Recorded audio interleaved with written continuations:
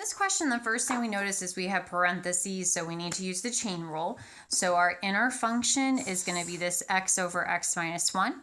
The derivative of tangent is, of course, squared. Keep the inner fixed.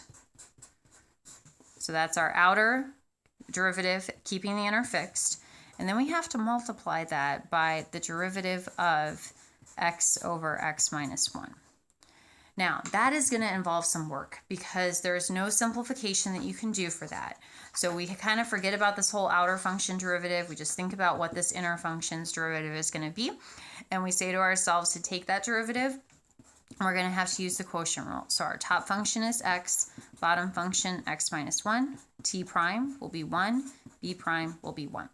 So plugging into the quotient rule, we will have x minus 1 times 1. I am not going to write the 1 there just because it's just extra clutter. And then minus our x times 1. And again, we don't need to write that 1. All over x minus 1 squared.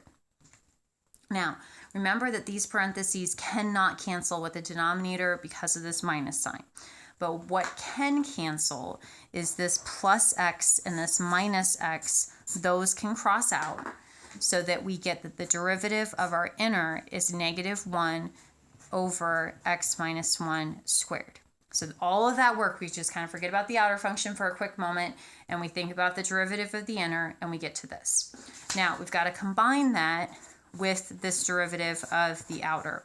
So we multiply that by secant squared x over x minus 1.